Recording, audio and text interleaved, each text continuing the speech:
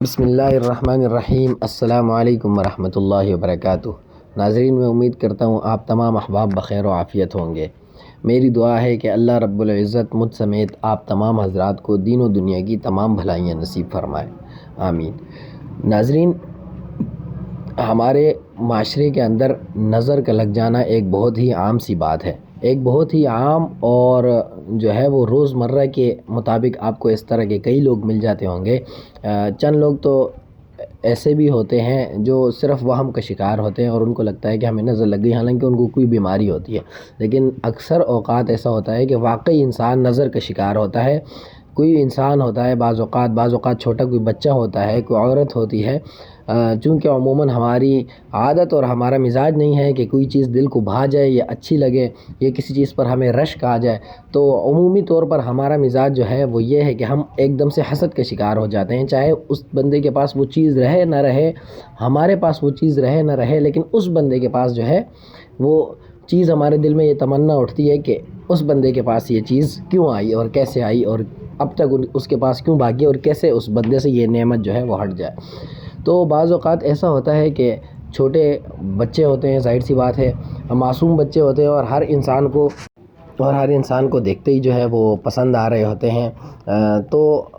ہماری اگر بری نیت نہ بھی ہو تو وہ بچے کو ہماری جو ہے وہ نظر لگ جاتی ہے، چونکہ ہم نے اس کو دیکھ کر ماشاء اللہ نہیں کہا ہوتا یا اس طرح کی کوئی بات نہیں کی ہوتی، اس وجہ سے وہ بچہ جو ہے مختلف بیماریوں میں پڑ جاتا ہے ہماری اس نظر کی وجہ سے۔ اور چونکہ حدیث شریف کا مفہوم بھی ہے کہ نظر لگنا جو ہے وہ حق ہے، اس میں کوئی شک نہیں ہے۔ نظر انسان کو بھی لگ جاتی ہے، نظر جانور کو بھی لگ سکتی ہے، نظر کسی اچھی چیز، گھر، مکان، ہر چیز کو لگ سکتی ہے۔ تو نظر کے توڑ کے لیے بھی بہت ساری قرآنی آیت بھی ہے اور حدیث شریفوں میں بھی اس کے مختلف قسم کے نظر کے توڑ کے طریقہ کار بتائے گئے ہیں، لیکن عام عوام جو بعض لوگ ہوتے ہیں وہ ان آیتوں کو پڑھنے سے یا اس عمل کو یا ان جو بھی آپ کہہ لیں وظائف کو کرنے سے جو ہے وہ عاجز ہوتے ہیں، اور ان کی ڈیمانڈ ہوتی ہے کہ ہمیں کوئی تعویذ نظر کا مل جائے جس کے ذریعے سے ہم جو ہے وہ کیا کر لیں، اپنی اس نظر کا جو ہے وہ علاج کر لیں یا نظر سے محفوظ رہیں آئندہ کسی بھی چیز کی نظر سے۔ تو بچوں کے لیے یہ بہت مفید رہے گا، اس لیے میں نے سوچا کہ آپ حضرات کے ساتھ آج یہ شیئر کروں۔ تو یہ اسکرین پر جو آپ حضرات کو نقش نظر آ رہا ہے، ناظرین یہ نقش پورا دیکھیے اور پوری ویڈیو مکمل دیکھیں تاکہ آپ کو اس بات کا علم ہو جائے اور پورے طریقے سے معلوم ہو جائے کہ آیا اس کو کرنا کیا ہے اور کیسے کرنا ہے۔ تو ناظرین آئیے آج کی اس ویڈیو کو بغیر کسی تمہید شروع کرتے ہیں، اور ویڈیو شروع کرنے سے پہلے میں آپ حضرات سے درخواست کرتا ہوں کہ برائے کرم اگر آپ حضرات چینل پر نئے ہیں تو چینل کو سبسکرائب کریں، ویڈیو کو زیادہ سے زیادہ لائک کریں، اور اگر آپ کے علم میں آپ کا کوئی رشتہ دار، کوئی دوست احباب اس طرح کی نظر کا یا اس کا کوئی بچہ نظر کا شکار ہے تو اس کے ساتھ یہ ویڈیو ضرور شیئر کریں ثواب کی نیت سے، انشاءاللہ اللہ رب العزت آپ کی نیت پر آپ کو ثواب عطا فرمائیں گے۔ تو ناظرین چلیے آج کی یہ ویڈیو شروع کرتے ہیں۔ ناظرین اسکرین پر جو آپ حضرات کو یہ نقش نظر آ رہا ہے، یہ میں ایک دفعہ دوبارہ کہہ دوں کہ اس کے اندر کوئی کفری الفاظ نہیں، بلکہ یہ اللہ کے نام سے شروع ہو رہا ہے اور اس کے اندر قرآن کی ایک آیت کا ایک ٹکڑا بھی موجود ہے۔ یہ آپ نے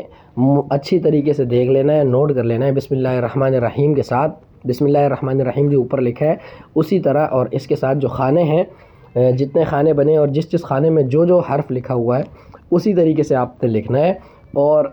بچے اور بڑوں دونوں کے لیے یہ مفید ہے۔ یہ آپ نے ایک صاف کورے کاغذ پر یہ نقش لکھ کر نقش اتار لینا ہے، اور اس کو تعویذی شکل دینے کے بعد آپ نے اس کو تعویذ کے اندر پرو لینا ہے۔ تعویذ جب آپ حضرات نے تعویذ کے اندر اس کو پرو دیا تو اب آپ حضرات نے کیا کرنا ہے، لیکن اس سے پہلے میں ایک بات آپ حضرات کو بتا دوں کہ اس نقش کو جو بھی لکھے تو وہ کوشش کرے باوضو حالت میں لکھیں تاکہ اس کا اثر زیادہ سے زیادہ ہو۔